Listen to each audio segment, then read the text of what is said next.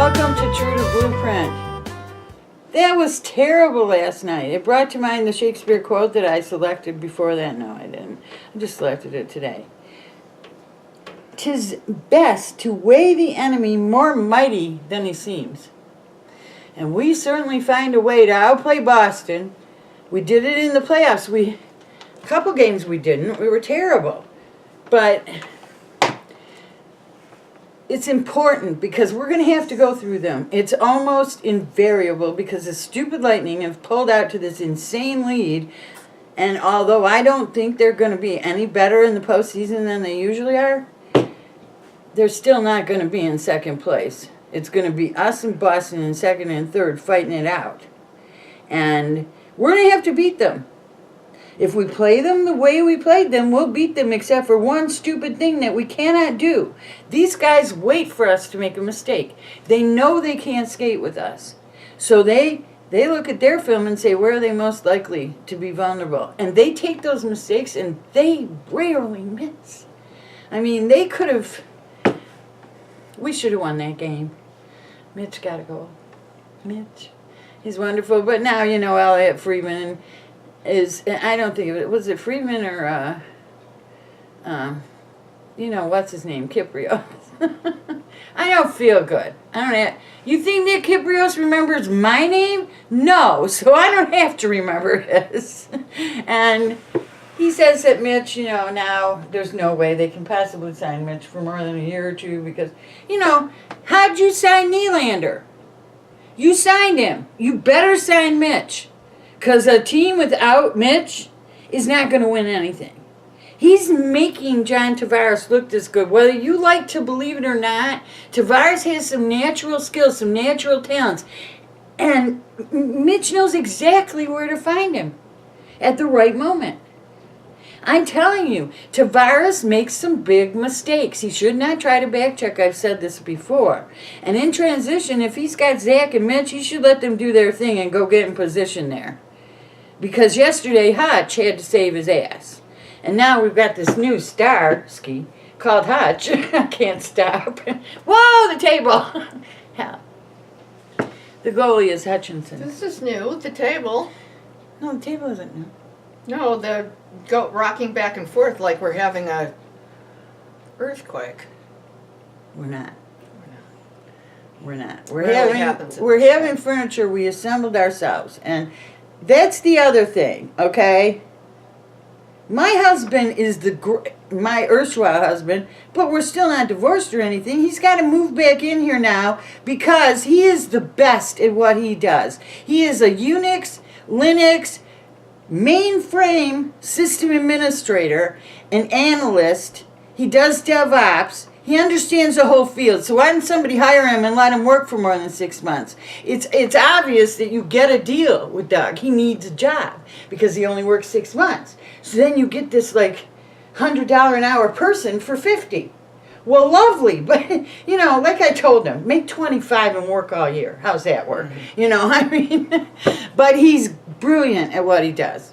He's worked with the code people who designed Veritas, people who designed all of these file systems. He knows all of this. He's got access to the programmers. So I know this isn't a job board here, but he's going to be here. And although he's a nice guy, we like him. He's funny. He's funny. You're erstwhile. He's erstwhile. For a reason. We're erstwhile for a reason. You're erstwhile as well as he is erstwhile. I am erstwhile. So let's... ERSTWHILE. Learn a new word. But I could let Doug get in my head. I could let Doug walk in here and be the Boston Bruins and get me thinking, well, I'm never going to be able to beat them, I'm never going to be able to be okay with Doug in this environment. Well, that's ridiculous. You don't do that with people you got to get along with. You don't got to get along with the Boston Bruins. Start going in a little quieter and being a little louder when you get there because there's a lot of talk. Auston Matthews, we want to show them. You guys are so much better than them. But something happens to you, And you know how when people capitalize on your every error, even little tiny ones, how you start to doubt that you can do anything right? Oh, so they're gaslighting. They are The Toronto gaslighting Maple it. Leafs. And, you know, they got the fans going, we need somebody to beat people up. That's not going to help. Last night they didn't do any of that crap. And they still managed to win by Well, one if they're goal. gaslighting, that means it's a psychological game. It is a psychological So game. the Maple Leafs need to come up with their own psychological game when they're playing them. Well, the Maple Leafs come up with one. We're better than everybody. Well, that's great if you're better, if you really are showing it on the ice. They outplayed the Mayor, but they start to get frustrated when things happen. You've got to realize that hockey is, most of the time, the better team wins, but not all the time. That's why I say, you know, this whole idea the better team wins one game. Well, let's just play one and decide who's best and go home and save all the money. But no, you can't do that. So we're going to have to get it together. Rose from Twitter, friend of mine, Rose, she's a Boston Bruins fan. She would like to be on the Maple Leafs bandwagon. Hey, Maple Leafs, you're not making it welcoming. The girl knows hockey. You want her on this bandwagon. Years of her father teaching her that she had to be on the Montreal bandwagon, she suddenly realized she didn't need to be there. But Boston? I mean, she's obviously original six girl because she was living in Chicago when I first met her. So we will have her on. I'll do an interview with her by phone or Skype or something and tape it. But I want to do a lot more stuff. I've told you this. Everybody talks about hockey. The hockey guy puts out a video every day and takes you all through it with his, you know, he's got video, he's got blackboards, whiteboards, this board, that board. We're just bored. Well, I could do that. But that's not, to me, what this thing is about is bringing all of the talent I have to this. Any of you who saw that I do these parody songs, I did two during the summer. I can sing. I can write a parody. I can hardly help but write parodies. And I'm a tremendously skilled actress. She's a tremendously skilled actress. She's a comedian. I have been known to be very, very funny. We want to do things with this. But then I get into this area where, how does hockey fit into this? You know, like the sketch I wrote. Just improv this with me for a second. Say something like you're God. Okay, just say my name. Mary. Done. Who's that? God. Sounds like Mary. Correct. Is that to fool me? See, no hockey is coming up in this. We can do this all day. We can go on, and we can get increasingly funny and then less funny and more funny and less funny. Maybe at some point she smacks me. You don't know. It could be good. But it has nothing to do with hockey. So, I'm going to need your all help. You know? Okay. They're going to have to say, what would you like me to do? Continue to talk like this? I mean, I can do deeper studies. I have my little shot maps, you know. You should have seen our shot map with Nashville. I mean, we put incredible pressure. They're supposed to have a great defense, but none of their winning shots came from near the net. So our defense is doing the job. Our forwards are not playing team defense the way they need to. They're casual. Now, some of our defensemen, last night I got to say, Jake was showing some signs of his old Jakeness. And without scoring. See, if he scored a couple times, then I go, whatever, you know, make it even. And Zaitsev, you know, I mean, he's got to open up a can of whoop-ass here. He's getting paid a lot of money. He can be replaced. Then we've got this goalie situation. So, because Danish Christmas apparently involves squat thrust behavior, you know, where you do a lot of exercises in the cold and you don't warm up or something. I don't know how Freddie hurt his hamstring. I don't. But he's our goaltender. And he hasn't been around. I thought he was the one that got hurt dancing. Oh, okay. Dancing? Really? Okay. Wasn't that originally what they said? Well, and then you got Garrett Sparks got hit in a puck in the face. So, you know, we're talking about things that should not be happening to goalies in the same week. Yeah, dancing. He went dancing with Naz probably because those guys are insane, those guys who dance. But anyway, so he's not better. He got the flu yesterday. But what, and that's wonderful. We have 3 goalies who can keep us in a game. Great. One problem. One of them has to leave. And if Hutchinson plays another game, he has to clear waivers. That means we risk losing him. We're certainly not going, and Sparks is in the same position. Right now, and I don't have a problem with Garrett Sparks. I like Garrett Sparks. But right now, I'm feeling that Hutchinson is more ready for this. And there's nothing in his performance that's telling me he's a better goaltender than Garrett Sparks. I don't believe that's necessarily true in pure skill. But the kid seems really dialed in. I mean, he made incredible saves. He made incredible saves on Thursday. He really kept Nashville off the board for a while. And the end of the game, it was 5-0, but really it's a 3-0 game with 2 empty net goals. Bummer. And who's pulling the goalie with 3 goals down? I don't do that, but Mike sees the metric works. And last night we were in no danger pulling the goalie. When we pulled the goalie, we shelled Tuukka Rask, the goalie for Boston, who's been struggling. Boy, nothing straightens him out like a game with Toronto. He seems to live for this sport. Let's show all those Toronto guys, because, we had so many great chances. And that's the thing. You guys look up stuff like shots. You look up stuff like hits. You don't look up dangerous chances. In almost every game we're playing, we're whooping the pants off them in dangerous chances. So how does a dangerous chance become a goal? No one's really got an answer to that. Each goal scorer probably has an idea. I have ideas. For me, Mike always says they're gripping the stick too tight. Now it's metaphorical, but it's also true. They're changing who they are once they get in the position to take that shot. They're tensing up. And that is probably a lot like my theory on it. But the fact is that goals are scored strangely. Most goals in this modern league are scored by totally fooling the goaltender. Passing when he's bought it to the side and leaving an open side. Or they're scored because it's hard to explain this. I wish I had, hockey guy, I wish I had one of those whiteboards. I probably have one, but then I would keep my back turned, and what fun is that?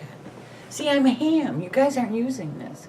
But anyway. Well, we could do the whiteboard, and I could be pointing as you're looking forward. I could be your pointer girl. You could. Well, a lot of changes are coming, but I'll tell you one thing. Today, I woke up at 5 a.m. I felt like I was sick. Now, I didn't have symptoms of being necessarily sick. My nose was running, my throat was sore, but I have had a pounding headache for 3 days. This is the erstwhile husband is coming home pounding headache. No, I don't think it is, but I don't know what it is. So it's a headache. And Advil is making me sick to my stomach, okay? And she don't do doctors. Well, I don't do doctors because they don't do me. My main issue for 25 years was chronic pain. I was treated for it with prescriptions, and nobody ever said, boy, that Dawn, she's just a drug addict. No, they didn't. Everyone who reviewed it ever said, okay, well, that's understandable that you're on these. Then all of a sudden, you smoke weed. You can't have any pills. I smoked weed in 1972, and there's not pretty much been a day since I didn't. So I got stoned for the last 50 years, and when I got in chronic pain, I was stoned when that happened, okay? So the idea that somehow getting stoned is going to help my chronic pain, not necessarily. I'm finding edibles help a little bit, but they make me so sluggish, and I'm already sluggish. So we'll see. We're working on it, okay? When I say to you, I will be back, I promise, I mean it. And as long as I'm promising, I'm going to make her feel guilty if she says anything otherwise either, because neither of us felt this good today. And yeah, I guess, Well, we kind of force each other into doing stuff. When we're well, not feeling I good. think that's important. But the thing is, we had over 1,500 views on one video. And then we've had 40. Okay? Look, this doesn't make sense to me, but I'm going to start being obnoxious. Anybody who wants to know, Alyssa, Len, I'm going to start posting down the line when you guys put a video up. I'm going to start putting it on your Twitter. I'm going to start tagging people on Twitter. I'm going to start promoting this thing. Because if you really want to see what we can do, and I mean, we are two of the funniest people. If you ask people who know us, they will tell you, those two are the funniest people we've ever met. I'm extremely funny. Oh my God. I mean, she's won like national prizes for funny. And I'm just the type who will get a laugh if I feel like it. So, I can read the phone book. I could tear this in half and make Mary read it, and she'd have you in stitches. The point is that you're not using our talent. I'll figure out a way to make hockey part of comedy. You figure out what you want. What part of what I cover about hockey? Do you like the stuff where we kick mommy's ass? Do you like the really technical stuff about possession hockey? Do you like when I talk about the differences in good defenses and tough defenses? And, what do you like? Because that's what I want to give you. And if you don't say, which seems a big thing with our audience, even when we had over 1,500, nobody said anything. Yeah, nice video, great video. Yeah, great, go tell your friends. For real, Alyssa Hope and Leonard Shea have been the only ones who have religiously been backing this, and I back them because they're both very entertaining. Leonard's very different. For his second video in a row, he's throwing up. This time he's doing Connor McDavid's off-season routine so he can become a better goal scorer or something. It'll be Is he the thing throwing I up like. because he's sick or? It's part of the sketch, and I told him, that's 2 videos in a row now. You've gotten so exhausted you had to throw up. Are you sure you're not pregnant? Really. But he says he's not. And you tend to believe a guy when he says that. And Alyssa, she put out a thing, the 5 guys who most hate Tom Wilson. Like I told her, 5? You found only 5? You walk up to anybody outside the Washington Capitals fan base, they don't like this guy. But he's in that role. He's a really good hockey player, but they expect him to be tough. And he's so unclear on what that means, he's constantly getting suspended. It's pretty dumb. To me, and that's another topic I do. You want to talk about what hockey should look like? If it's going to look like the hockey that won everybody's heart, what it should look like? You want to talk about how Gretzky invented enforcers? You want to talk about smack and steel hockey and how you need to use some of that? Like, there was a really good play yesterday where Zaitsev hit somebody and Morgan Riley took off with the puck. Yay! That's how smack and steel works. But if you use it all the time, you just have a lot of smacking and nobody's ever taking anything anywhere. The way we move the puck, we want to eliminate a lot of stalling. And that's another thing Boston does. They tie us up in the corner for no reason. Now, this is something that just drives me crazy. It's one thing at the end of the period or the end of a power play or something. You sort of play, I could do something with it, but I don't feel like it, so I'll just hide it and everybody else can dig at it. Whatever. But when you're using up valuable playing time so that the faster team isn't using their advantage and you, the slower, older team, is getting to rest. The way they talk about Patrice Bergeron makes it sound like he's the only one on the planet. Everything those Hockey Night in Canada guys said about him is true about Mitch. Mitch just hasn't been in the league long enough to show you what he can do. He's so strong. And what is strength? Isn't sometimes strength just a matter of excessive flexibility and the ability to use it in the right circumstance? Not all strength is brute force. So. Well, bless you. I don't know. We should probably take off. We've played. Think so? Well, what else is there? I'll be back. Oh, right, that part. Yeah, okay. I'm going to make it short today. I'm going to rest all week. And I will be back. I promise. Hopefully I have a sketch, but you guys gotta help me. I promise.